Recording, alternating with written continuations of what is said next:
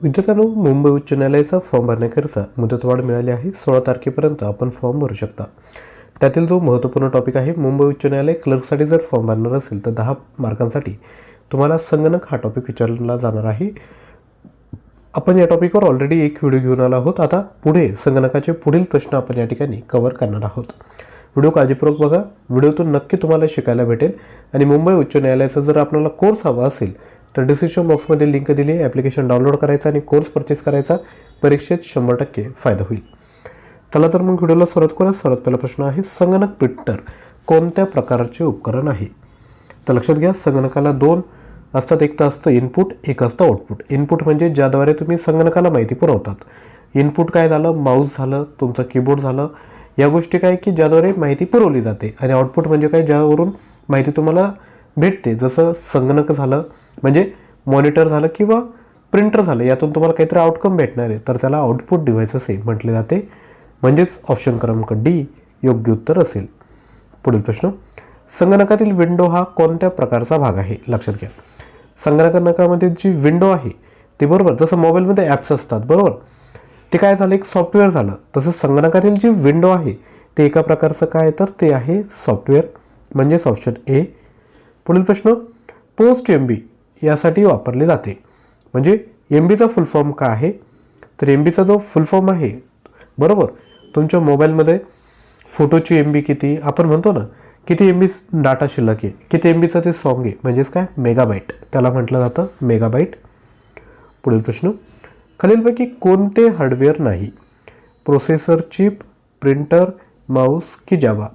Hardware म्हणजे काय की ज्याला तुम्ही हात लावून फील करू शकता, जसं माऊस, मॉनिटर बरोबर. त्यानंतर प्रिंटर, कीबोर्ड यांना तुम्ही हात लावू शकता. त्याच पद्धतीने कॉम्प्युटरमधील चिप त्याला हात लावू शकता, प्रिंटरला हात लावू शकता, माऊसला हात लावू शकतो. परंतु जावा हे काय आहे की एका प्रकारचं सॉफ्टवेअर आहे, त्याला हात लावू शकत नाही. म्हणजे जावा काय आहे तर सॉफ्टवेअर, हार्डवेअर नाही. यानंतर पुढील प्रश्न, डॉट मॅट्रिक्स हा कोणत्या प्रकारचा आहे? टेप, डिस्क, प्रिंटर की बस? जर तुम्ही प्रिंटरचे जर प्रकार बघितले तर ते वेगवेगळे प्रकार असतात. एक तर असतो लेझर प्रिंटर. त्याच पद्धतीने डॉट मॅट्रिक्स हा देखील एक प्रकार आहे. तर तो कोणाचा? तर प्रिंटरचा. म्हणजेच ऑप्शन सी याचं योग्य उत्तर असेल. पुढील प्रश्न, संगणक प्रणालीच्या कोणत्या भागाला शारीरिक स्पर्श करता येतो? ऑलरेडी मी तुम्हाला एक्सप्लेन केलं आहे की ज्याला आपण स्पर्श करू शकतो त्याला आपण काय म्हणतो? हार्डवेअर. आणि ज्याला स्पर्श करू शकत नाही, ॲप्लिकेशनच्या स्वरूपात कॉम्प्युटरमध्ये असतो, त्याला आपण काय म्हणतो? सॉफ्टवेअर. डेटा म्हणजे काय? जी माहिती साठवली जाते ती कशाच्या स्वरूपात असते? तर डेटाच्या स्वरूपात. पुढील प्रश्न, संगणकाला टेलिफोन लाईनशी जोडणाऱ्या उपकरणाचे नाव सांगा. स्कॅनर, मोडेम, CD-ROM की प्रिंटर? तर संगणक जे टेलिफोन लाईनला जे जोडलेलं असतं त्याला आपण ऑप्शन बी मोडेम असे म्हणतो. पुढील प्रश्न, संगणकासाठी IC चिप या सामान्यतः कशाद्वारे बनवल्या जातात? शिसे, तांबे, क्रोमियम की सिलिकॉन? तर लक्षात घ्या, IC चिप या ज्या आहेत इंटिग्रेटेड सर्किट चिप, या विशेषतः सिलिकॉनपासून बनवल्या जातात. पुढील प्रश्न, IC चिप्सद्वारे उत्पादित केले जातात. तर लक्षात घ्या, कशासाठी वापरल्या जातात ह्या IC चिप? तर सेमीकंडक्टर बनवण्यासाठी. ऑप्शन सी याचं योग्य उत्तर असेल. पुढील प्रश्न बघायचा आहे त्यापूर्वी छोटीशी रिक्वेस्ट, जर तुम्हाला कंटेंट आवडत असेल तर व्हिडिओला एक लाईक विद्यार्थी मित्रांनो आवर्जून करा. पुढील प्रश्न, संगणक क्षेत्रात मोठी क्रांती कधी झाली? तर लक्षात घ्या, संगणक क्षेत्रात जी मोठी क्रांती आहे ती 1960 झाली आहे. यानंतर पुढे, अनुपम म्हणजे काय? अनुपम हा कशाचा एक प्रकार आहे? तर अनुपम हा एक जो आहे तो आहे एक सुपर कॉम्प्युटर. म्हणजेच ऑप्शन बी. यानंतर पुढील प्रश्न, WWW म्हणजे वर्ल्ड वाईड वेबचे शोधक आणि संस्थापक कोण आहेत? तर वर्ल्ड वाईड वेबचे शोधक आणि संस्थापक जे आहेत ते आहे ऑप्शन सी टिम बर्नर्स-ली. यानंतर पुढील प्रश्न, संगणक साक्षरता दिवस कधी साजरा केला जातो? तर संगणक साक्षरता दिवस हा ऑप्शन डी 2 डिसेंबर रोजी साजरा केला जातो. यानंतर पुढील प्रश्न, PC म्हणजे काय? PCचा जो फुल फॉर्म आहे तो आहे पर्सनल कॉम्प्युटर. म्हणजेच ज्याला आपण मराठीत वैयक्तिक संगणक असे म्हणतो. म्हणजेच ऑप्शन बी याचं योग्य उत्तर असेल. पुढील प्रश्न, संगणकाच्या विकासात सर्वात जास्त योगदान कोणाचे आहे? Herman Hollerith, Charles Babbage, Blaise Pascal की वॉन न्यूमन? तर लक्षात घ्या, संगणकाच्या विकासात सर्वात जास्त योगदान जे आहे ते आहे ऑप्शन डी, वॉन न्यूमन यांचे. पुढील प्रश्न, मेगाबाईटमध्ये काय मोजतात? तर संगणकाची जी मेमरी क्षमता असते ती मेगाबाईटमध्ये मोजली जाते, म्हणजेच ऑप्शन डी याचं योग्य उत्तर असणार आहे. यानंतर पुढील प्रश्न बघायचा आहे. अजूनही व्हिडिओला लाईक केलं नसेल तर एक लाईक विद्यार्थी मित्रांनो नक्की करा, आणि लाईक केल्यानंतर खाली एक हाईप बटन येईल त्यावर देखील क्लिक करा. जेवढं जास्त विद्यार्थी हाईप करतील तोच यूट्यूब हा व्हिडिओ इतरांपर्यंत पोचवेल. पुढील प्रश्न, सर्वात शक्तिशाली संगणक कोणता आहे? तर लक्षात घ्या, जो सर्वात शक्तिशाली जो संगणक असतो त्याला ऑप्शन ए, सुपर कॉम्प्युटर असे म्हणतात. पुढील प्रश्न, इलेक्ट्रॉनिक संगणकाचा शोध कोणी लावला? तर इलेक्ट्रॉनिक संगणकाचा शोध हा ऑप्शन बी, ॲलन एम ट्युरिंग यांनी लावला आहे. पुढील प्रश्न, संगणक डेटाचे सर्वात लहान एकक काय? तर एम बीचा फुल फॉर्म काय बघितला होता पण मेगा बाईट, पण एक byte equal to something bit असतात, बरोबर. म्हणजे सर्वात लहान एकक काय आहे? तर ऑप्शन सी, बीट.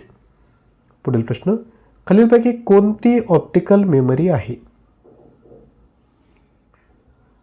तर ऑप्टिकल मेमरी कोणाची आहे? तर ऑप्शन सी, CD रोमची. पुढील प्रश्न, जेव्हा संगणक प्रोग्राम कार्यान्वित करतो तेव्हा तो प्रोग्राम कुठे अडकतो?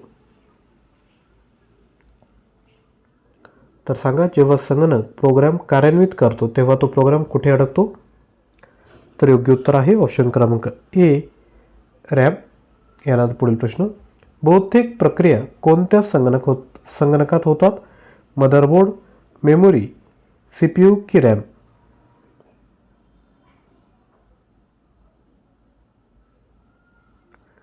तर याचं जे योग्य उत्तर आहे ते आहे ऑप्शन क्रमांक सी, CPU, ज्याला सेंट्रल प्रोसेसिंग युनिट आणि संगणकाचा मेंदू असे देखील म्हटलं जातं.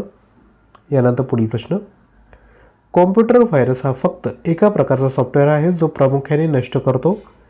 तर व्हायरस तो काय नष्ट करतो? तर संगणकामध्ये जे प्रोग्राम असतात ते नष्ट करण्याचं काम करत असतो. पुढील प्रश्न, आधुनिक डिजिटल संगणकामध्ये कोणती पद्धत वापरली जाते? तर लक्षात घ्या, आधुनिक डिजिटल संगणकामध्ये ऑप्शन ए, बायनरी संख्या प्रणाली यूज केली जाते. यानंतर पुढील प्रश्न, कॉम्प्युटरमधील बिल्ट परमनंट मेमरीला काय म्हणतात? जी तात्पुरत्या स्वरूपात इन्फॉर्मेशन साठवली जाते त्याला रॅम म्हणजे रँडम ॲक्सेस मेमरी म्हटले जाते, आणि जी कायमस्वरूपी विद्यार्थी मित्रांनो साठवली जाते त्याला रॉम असे म्हटले जाते, म्हणजेच रीड ओनली मेमरी. पुढील प्रश्न, खालीलपैकी कोणता आयटम लोकल एरिया नेटवर्कमध्ये वापरला जात नाही? तर याचं जे राईट आन्सर आहे ते आहे ऑप्शन क्रमांक सी, मोडेम. यानंतर पुढील प्रश्न, मायक्रोसॉफ्ट कॉर्पोरेशन कोणत्या उद्योगाशी संबंधित आहे? तर याचं जे राईट आन्सर आहे ते आहे ऑप्शन क्रमांक सी, संगणक सॉफ्टवेअर. यानंतर पुढील प्रश्न, संगणक प्रक्रियेद्वारे माहितीचे रूपांतर होते. तर संगणक प्रक्रियेमध्ये माहितीचे जे रूपांतर आहे ते ऑप्शन बी, डेटामध्ये होते. यानंतर पुढील प्रश्न, खालीलपैकी सर्वात मोठा, वेगवान आणि सर्वात महाग संगणक कोणता आहे? तर याचं राईट आन्सर आहे ऑप्शन क्रमांक ए, सुपर कॉम्प्युटर. यानंतर पुढील प्रश्न, भारतात बनवलेल्या पहिल्या संगणकाचे नाव काय आहे?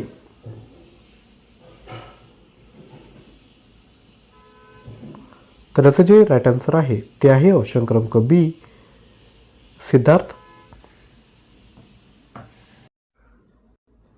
तर विद्यार्थी मित्रांनो, संगणकावर अशा पद्धतीने आपण एकूण 30 प्रश्न बघितले आहेत. अजूनही प्रश्न बघायचे आहेत, त्यामुळे जर आपण चॅनलला सबस्क्राईब केलं नसेल तर अवश्य सबस्क्राईब करा, आणि अजून प्रश्न हवे असेल तर खाली कमेंट करा. तसेच मुंबई उच्च न्यायालय याकरिता 15,000 प्लस प्रश्न तयार केले आहेत, ज्यामध्ये 300 प्लस ऑनलाईन टेस्ट आहेत. प्राईज आहे 300 रुपये फक्त. लक्षात घ्या, पुस्तक देखील याच्यापेक्षा खूप महाग भेटतं. तर याच्यात तुम्हाला 15,000 प्रश्न आणि PDF तुम्हाला देत आहोत. जर हा कोर्स परचेस करायचा असेल तर ॲप डाउनलोड करा आणि हा कोर्स परचेस करा. लिंक डिस्क्रिप्शन बॉक्समध्ये दिली आहे. डेली बेसिसवर करंट अफेअरची प्रॅक्टिस करायची असेल तर डेली करंट अफेअर आपलं जे यूट्यूब चॅनल आहे त्याला देखील तुम्ही जॉईन करू शकता. लिंक डिस्क्रिप्शन बॉक्समध्ये दिली. व्हिडिओला लाईक करा, हाईप करा आणि चॅनलवर नवीन असाल तर चॅनलला सबस्क्राईब करा. थँक्यू.